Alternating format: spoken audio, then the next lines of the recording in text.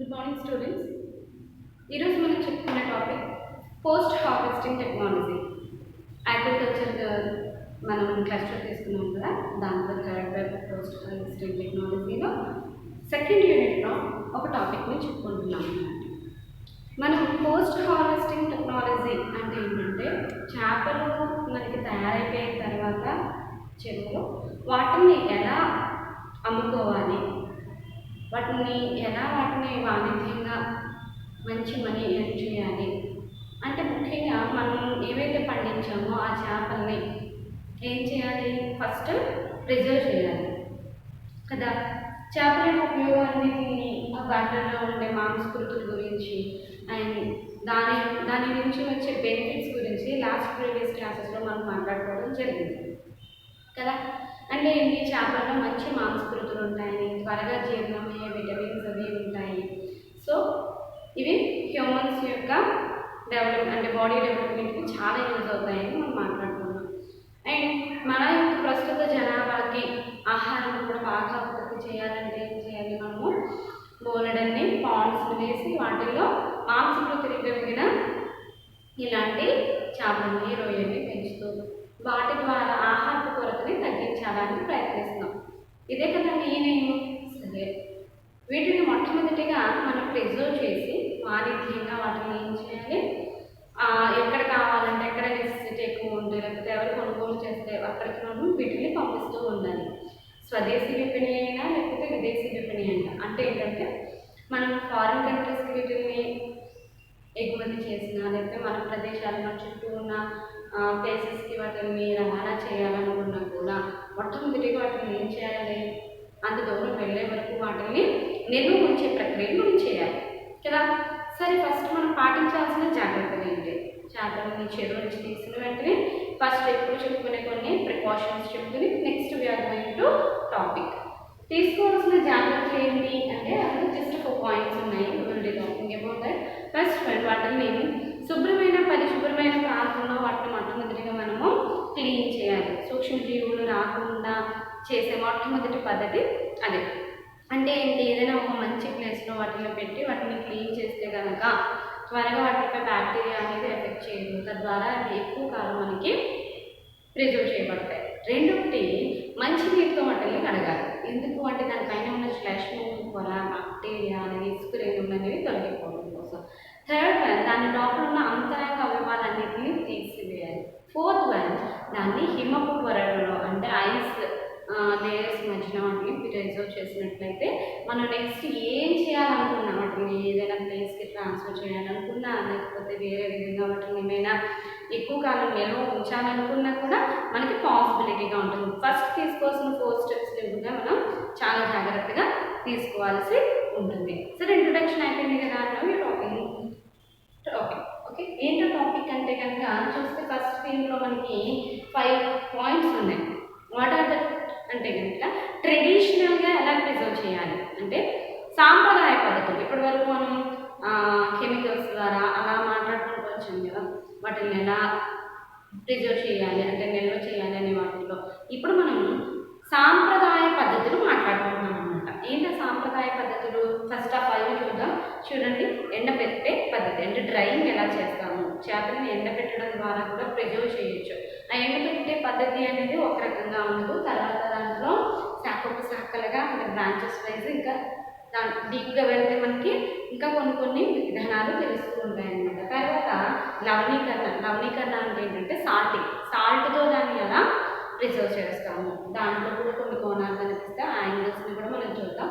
Next one, పొగ చూరించడం అంటే ఏంటంటే స్మోక్ కూడా అంటే కార్బన్ కదా, కార్బన్ని కాలిస్తే దాని నుంచి మనకి బ్లాక్ కలర్లో కార్బన్స్ అన్నీ కూడా ఎలా ఎవాపరేట్ అవుతూ ఉంటాయి కదా, ఆ పొగ నుంచి కూడా మనము చేపల్ని ప్రిజర్వ్ చేయొచ్చు. ఆ పొగని ఆ చేపల చుట్టూ పట్టేటట్లు చేస్తే కనుక, ఫిషెస్ చుట్టూ పట్టేటట్లు చూస్తే కనుక చేపల్లో ఉన్న ప్రతి విధమైన వెట్ అనేది పోయి అవి కూడా మనకి ప్రిజర్వ్ అయ్యడానికి వీలుగా ఉంటుందన్నమాట.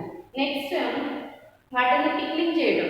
చేపలని మనము సుగంధ ద్రవ్యాలతో మర్దించడం ద్వారా వాటిని ప్రిజర్వ్ చేసే అవకాశం కూడా ఉంటుంది. మనకు తెలుసు సుగంధ ద్రవ్యాలు అంటే ఏంటి, లవంగాలు, వెల్లుల్లి, అల్లం ఇవన్నీ ఉంటాయి కదా, వాటి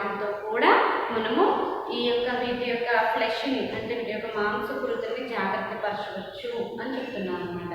నెక్స్ట్ ఓర్వేట్ అండ్ వాటిని క్యానింగ్ చేయడం ఎలాగా, ఓకేనా. ఇలా సో మనకి ఎన్నున్నాయి 5 టాపిక్స్, 5 పాయింట్స్ ఉన్నాయి సైడ్ హెడ్డింగ్స్. వాటిని వివరించుకుంటే ఈ టాపిక్ని మనం క్షుణ్ణంగా తెలుసుకున్నట్టు. నా ఫస్ట్ మనం ఏం మాట్లాడుకుందాము అంటే కనుక ఎండబెట్టే పద్ధతిని మాట్లాడుకుందాం. ఎండబెట్టే పద్ధతి అంటే ఇప్పుడే చెప్పుకున్నాం కదా, వాటిలో ఉన్న వాటర్ని ఎవాపరేట్ చేయటం అని చెప్పేసి. దాంట్లో 2 పద్ధతులు ఉన్నాయి, ఒకటి ఆరబెట్టడం, ఎండబెట్టడం. ఏంటి అక్కడ ఒకటి ఉంది కదా అంటే దాంట్లోనే బ్రాంచెస్ వస్తాయన్నమాట. ఇవి 2 వేరు వేరు, ఓకేనా. ఆరబెట్టడం వేరు, ఎండబెట్టడం వేరు. ఆరబెట్టడం అంటే పైన ఉన్న జస్ట్ వాటర్ని ఎవాపరేట్ చేయటం మాత్రమే. ఎండబెట్టడం అంటే లోపల కణజాలాల్లో ఉన్నటువంటి నీటిని కూడా ఎవాపరేట్ చేయటాన్ని ఎండబెట్టడం అంటారు. రెండింటికి తేడా ఉంటుంది అనమాట. సరే, ఎండబెట్టే పద్ధతి అంటే ఏంటంటే మనం పైన హిమకుప్పలు ఎప్పుడైతే కప్పుతామో పైనుంచి సూక్ష్మక్రిముల యొక్క విచ్ఛిన్నతని కోల్పోయేలా చేస్తాం, అంతే కదా. కాకపోతే ఇక్కడ మనం ఎండబెట్టడం అని మాట్లాడుతున్నాం లేదా ఆరబెట్టడం అని మాట్లాడుతున్నాం. అంటే ఇక్కడ తడి లేదు, అలాగే మంచు లేదు, లో డిగ్రీ ఆఫ్ టెంపరేచర్ లేదు, కానీ వీటిని ప్రిజర్వ్ చేయాలి. ఆ పద్ధతిని మనం ఏమంటున్నాము, ఎండబెట్టే పద్ధతి అంటున్నాం అనమాట. ఈ పద్ధతిలో చేపల యొక్క సహజ స్థితిని 2 బ్రాంచెస్ చెప్తున్నాం కదా. ఈ 2 బ్రాంచెస్లో ఒక దాంట్లోనేమో దాని యొక్క సహజ స్థితి, మృదుత్వం అంతా కూడా చక్కగా ఉంటుంది. రెండో దాంట్లో సహజ స్థితి పోతుంది, అలాగే దాని యొక్క కొత్త స్మెల్ అనేది రావడం జరుగుతుంది. దానివల్ల చాలామంది చేపలను ఇష్టపడరు, కాకపోతే ప్రిజర్వ్ చేయబడతాయి. కొంతమంది ఇష్టపడతారు, కొంతమంది ఇష్టపడరు. ఇలా 2 రకాలుగా మనం వీటిని ప్రిజర్వ్ చేస్తున్నాం అనమాట. సరే, ఆరబెట్టడం గురించి చూద్దాం. ఆరబెట్టడం అంటే ఏంటంటే చేపల్ని బాగా కూలింగ్లో, అంటే ఏంటంటే ఏసీ రూమ్స్ ఉంటాయి కదన్నా, ఏసీ రూమ్స్లో ఏం చేస్తామంటే చేపల్ని క్యానింగ్ చేస్తూ ఉంటాం అనమాట. అంటే ప్యాక్ చేసేస్తాం డబ్బాల్లో. అండ్ దీంట్లో చేసే ముందు ఏం చేస్తారంటే దాని యొక్క హెడ్ పార్ట్ అంటే గిల్స్ దగ్గర మనకి ఎక్కువ బ్యాక్టీరియా ఉండే అవకాశం ఉంటుంది కదా. చిన్న చిన్న చేపలు అయితే హెడ్ పార్ట్ని తీసేయచ్చు. అండ్ లోపల ఉన్న అంతరంగ అవయవాలు అంటే ఇంటెస్టైన్ అవన్నీ ఉంటాయి కదా, వాటిని తీసేసి వాటి ప్లేసెస్లో ఉప్పును పెట్టి, ఉప్పును కానీ నిల్వ ఉంచడానికి ఏదైనా ఒక దాన్ని తీసుకొని లోపల పెట్టి ఆ యొక్క చేపలను ఏం చేస్తామంటే ఏసీ రూమ్స్లో వాటిని చక్కగా ప్యాక్ చేసేస్తాం అనమాట. ఈ పద్ధతిలో అస్సలు చేప యొక్క మృదుత్వం కానీ, దాని టేస్ట్ కానీ, దాని స్ట్రక్చర్ కానీ ఏ విధమైన మార్పులు లేకుండా ఎక్కువ కాలం మనకి ఫ్రెష్గా ఉంటుంది అనమాట. బట్ ఎండబెట్టడం చూసుకుంటే మాత్రం దీంట్లో మళ్ళీ 2 పద్ధతులు ఉన్నాయి. ఎండబెట్టడం, కృత్రిమంగా ఎండబెట్టడం. దీంట్లో ఈ పద్ధతిలో మాత్రమే మనకి ఒక విధమైన స్మెల్ వస్తుంది. దీంట్లో మళ్ళీ ఆ స్మెల్ రాదు, సేమ్ దీనిలాగే ఉంటుంది. ఇది అర్థమవుతుందా? సేమ్ దీనిలాగే ఉండటం వలన దీనికి ఏ విధమైన స్మెల్ ఉండదు. సహజంగా చేపకి ఏ విధమైన స్మెల్ ఉంటుందో ఆ స్మెల్ ఉంటుంది. అండ్ సాఫ్ట్ స్ట్రక్చర్ ఉంటుంది, తినడానికి యోగ్యకరంగా ఉంటుంది అన్నమాట. ఇది మాత్రం ఏం చేస్తామంటే ఎండలో వేయడం అంటే ఏంటంటే, ఫర్ ఎగ్జాంపుల్ ఏ ఫిషెస్ని తీసుకుందాం అంటే కనుక చూస్తే బాంబే డక్ అండ్ ట్రైన్షూరస్ స్లిప్పర్ చేపలుగా ఉంటాయి పొడవుగా, అవి బాంబే డక్ ఫిషెస్ని తీసుకుని వీటిని ఎండలో ఏం చేస్తారంటే 2-3 రోజుల వరకు ఉప్పులో వేసిన చేపల్ని ఎండలో బయట వాతావరణంలో చేపలు వేసేసి వాటిపైన ఫిషెస్ని వేసి ఎండనిస్తారనమాట. 2-3 రోజుల వరకు అలా ఫుల్ ఎండ కాస్తుంది కదమ్మా, మంచి అంటే 35 degrees దాటిన ఎండాకాలంలో. అప్పుడు ఈ చేపలు ఏం చేస్తారంటే కింద పరిచేస్తారనమాట. మామూలు చేపలు వేసి వాటిపైన ఫిషెస్లు వేసి వాటిని అలా దాని లోపల ఉన్న వాటర్ అంతా ఎవాపరేట్ అయ్యేంత వరకు కూడా 3 days అలా ఎండలో ఎండబెట్టేస్తారు. ఎండబెట్టేయడం ద్వారా ఏం జరుగుతుందంటే పైన ఉన్న వాటర్ అంతా కూడా ఎవాపరేట్ అయిపోతుంది, కానీ కణజాలాల లోపల ఉండే వాటర్ అనేది అంత త్వరగా ఎండిపోవడం అనేది జరగదు. అందువల్లనే అది ఒక రకమైన స్మెల్ని సంతరించుకుంటుంది. చాలా మందికి తినడానికి ఇష్టపడకపోవడానికి కూడా రీజన్ అది. మరి కృత్రిమంగా ఎండబెట్టడం అంటే ఏంటంటే ఇది మిషన్స్ ద్వారా జరిగే ప్రక్రియ. అందువలన దీంట్లో శరీర కణజాలాల లోపల ఉండే వాటర్ కూడా ఎవాపరేట్ అయిపోతుంది, అంటే ఆరిపోతుంది. దానివల్ల ఇది మిషన్స్ పైన అంటే రూమ్లో కృత్రిమంగా -25 degrees దగ్గర, అంటే కూలింగ్ కదా, కూలింగ్ దగ్గర చేస్తారు. అండ్ దీన్ని ఇంకొక పద్ధతులు కూడా చేస్తారు. వేడి అంటే మిషన్ పైన పెట్టగానే లోపల కణజాలాలను వాటర్ ఎవాపరేట్ చేసేంత వేడిని కూడా కలెక్ట్ చేసే మిషన్స్, 2 types ఆఫ్ మిషన్స్ దీనికి యూజ్ చేస్తారు. ఈ యూజ్ చేసే ప్రాసెస్లో లోపల ఉన్న వాటర్ ఎవాపరేట్ అయిపోతుంది, బయట ఉన్న వాటర్ ఎవాపరేట్ అయిపోతుంది, చేప స్ట్రక్చర్ మారదు, మృదువుగా ఉంటుంది. అండ్ వెంటనే లోపలే ఆ గదిలోనే సీల్ చేసేస్తారు. అండ్ సూక్ష్మజీవులు ఏమీ కూడా దీనిపైన అటాక్ చేయవు. ఎంత దూరమైన వీటిని చక్కగా మనము రవాణా చేసేసుకోవచ్చు. దానివల్ల ఏమవుతుంది, దీనికి ఎక్కువ డిమాండ్ ఉంటుంది. కృత్రిమంగా ఎండబెట్టే చేపలకి ఎక్కువ డిమాండ్ ఉంటుంది. బికాస్ ఆఫ్ ది రీజన్ వీటిని ఫ్రెష్ ఫిషెస్ లాగా అనిపిస్తుంది అనమాట తింటుంటే, అర్థమవుతుందా? అందువల్ల వీటికి ఎక్కువ డిమాండ్ ఉంటుంది. సరే, ఇందులో ఫస్ట్ టాపిక్ చెప్పుకున్నాం కదా. ఇప్పుడు లవణీకరణ, సాల్టింగ్ పద్ధతి మన అందరికీ తెలిసిందే. దీంట్లో చూసుకుంటే కనుక మనకి 4 రకాలైన సాల్టింగ్ పద్ధతులు ఉన్నాయి. పొడి లవణీకరణ, తడి లవణీకరణ, శీతల లవణీకరణ, అలాగే లవణీకరణ చేసిన తరువాత చేపల్ని మళ్ళీ పప్పుచరించడం. ఫస్ట్ పొడి లవణీకరణ చూద్దాం. పొడి లవణీకరణ అంటే ఇందులో అస్సలు మనము ఐస్ని యూజ్ చేయం, జస్ట్ ఓన్లీ సాల్ట్ మాత్రమే యూజ్ చేస్తాం. ఈ 4 వాడే ఏ సాల్ట్ అయినా సరే అస్సలు వాటిలో మెగ్నీషియం కానీ కాల్షియం కానీ ఉండకూడదు. అర్థమవుతుందమ్మా? అంటే శుద్ధి చేసిన సాల్ట్ని మాత్రమే మనము ఉపయోగించాలి. మనం ప్రిజర్వ్ చేయడానికి ఖచ్చితంగా వాడాల్సిన ఉప్పు ఏంటమ్మా, శుద్ధి చేయబడిన ఉప్పుని మాత్రమే వాడాలి. ఆ ఉప్పులో ఏమైనా కాల్షియం కానీ లేకపోతే మెగ్నీషియం కానీ ఉందనుకోండి, అంటే వాటిలో మనకి మెగ్నీషియం ఏమైనా ఉందనుకోండి, ఏమవుతుంది, ఆ చేపల యొక్క నాణ్యత అనేది కోల్పోతాం అనమాట. బిగుతుగా అయిపోతాయి. అలాగే అవి తినడానికి యోగ్యంగా ఉండవు. ప్యాకింగ్ చేసిన తర్వాత కూడా లోపల అవి మనకి అలా పాడైపోయి అంటే స్పాయిల్ అయిపోయే అవకాశం ఉంటుంది. సో దాని ద్వారా మనం ఏం చేస్తామంటే ఖచ్చితంగా ఈ యొక్క ఉప్పుని, శుద్ధి చేయబడిన ఉప్పుని మాత్రమే మనం వాడాల్సి ఉంటుంది. పొడి లవణీకరణలో మనము అస్సలు ఐస్ యూజ్ చేయము. ఓన్లీ ఉప్పుతో మాత్రమే చేపల్ని 4-5 రోజులు నీడలో ఆరబెడతా ఉంటారనమాట. ఆరబెట్టి మళ్ళీ ఉప్పుని చేరుస్తారు, అలా ఉప్పుని చేర్చి మళ్ళీ చేపల్ని ఆ ఉప్పుతో రుద్దుతూ ఉంటారనమాట. అలా 3-4 days చేసిన తర్వాత వాటిని మళ్ళీ 1 day ఎండబెట్టి అప్పుడు వాటిని అమ్ముతారు. సో ఇది పొడి లవణీకరణ. తడి లవణీకరణ అంటే ఏంటి అంటే కనుక, తడి లవణీకరణలో ఏం జరుగుతుంది అంటే ఇక్కడ మనము మంచినీళ్ళు వాడాలి. ఉప్పుని వాటర్లో కలిపి చిక్కటి ద్రవంగా మారుస్తాం.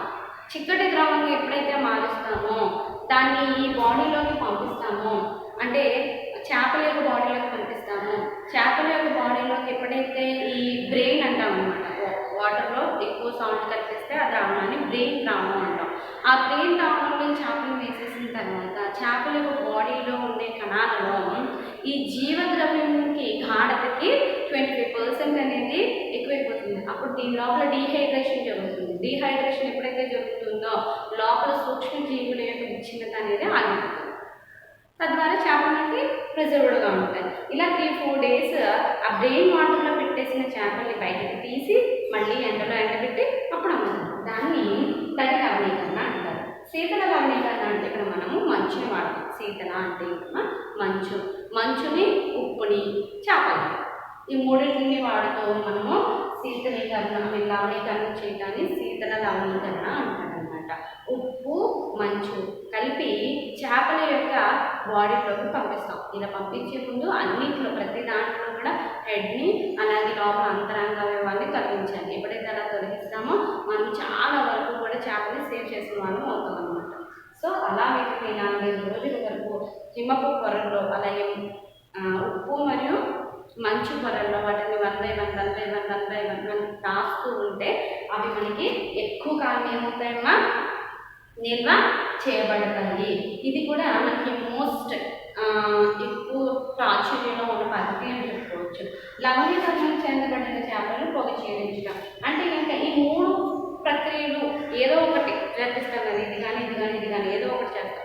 చేసిన తరువాత ఆ చేపలకి స్మోకింగ్ చేయడం, స్మోక్ పట్టించడం అంటే ఏంటంటే ఇది ప్రత్యేకమైన దానిగా తర్వాత చెప్పుకుంటాం. ఇది జస్ట్ 1 of the branch అని చెప్పుకుంటాం. కూడా ఏంటి ఆ బ్రాంచ్ అంటే ఏంటంటే శీతల లవణీకరణ లేకపోతే తడి లవణీకరణ చెందించడం, పొడి లవణీకరణ చెందించిన తర్వాత చేపల్ని తీసుకుని వాటిని కర్రలకి వేలాడదీసి వాటికి కర్ర పొడును ఏదైనా ఒక కార్బన్గా ఏదైనా కర్రలు ఉంటాయి కదా, వాటితో మనము ఒక సెర్టైన్ డిగ్రీ టెంపరేచర్ అంటే ఏంటంటే దీంట్లో 2 రకాలైన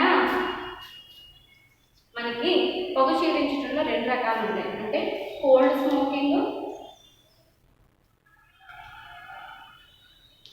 అండ్ దీంట్లో మళ్ళీ హీట్ స్మోకింగ్.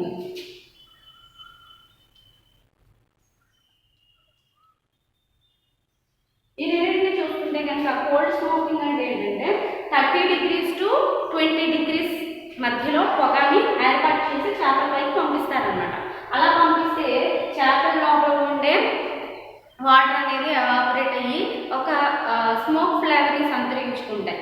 అలా కూడా ప్రిజర్వ్ చేయవచ్చు.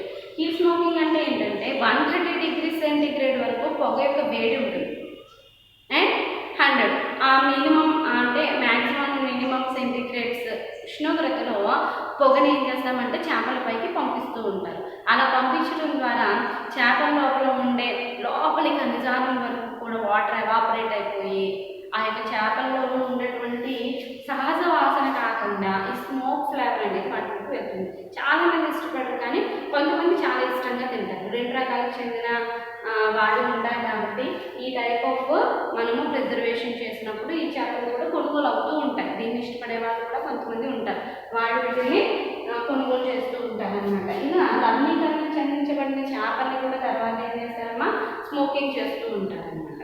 నెక్స్ట్ మనం చూసుకుంటే కనుక పొగ చూపించడం, ఇది ఒక ప్రత్యేకమైన పద్ధతి. ఇక్కడ మనం ఒక బ్రాంచ్గా చెప్పుకున్నాం, ఇక్కడ ఒక ప్రత్యేకమైన పద్ధతిగా చెప్పుకున్నాం. ప్రత్యేకమైన పద్ధతి అంటే ఏంటంటే కొన్ని రకాలైన ప్రత్యేకమైన జాతులకు చెందిన చేపలు సార్టిన్, మక్కరెల్, పాంప్లెట్, డ్యూట్ అండ్ రిబ్బన్ హిల్సా. హిల్సా మీకు తెలుసు కదా, పల్స్ చేప అంటుంటాం కదా.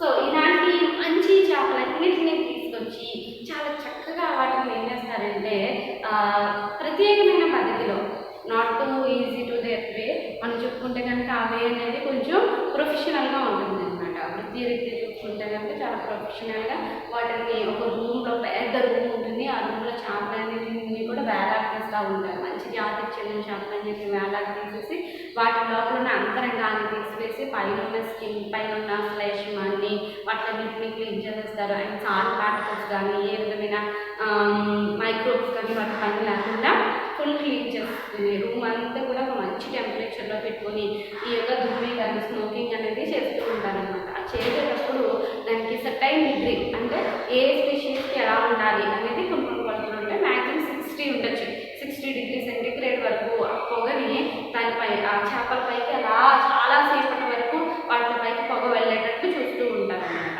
ఇలా చేయడం ద్వారా చేపల్లో ఉండే ఒక రకమైన కొత్త రకమైన స్మెల్ అవి తెచ్చుకుంటాయి అండ్ ఎక్కువ కాలం కూడా ఏమవుతాయి ప్రిజర్వ్ చేయబడి ఉంటాయి.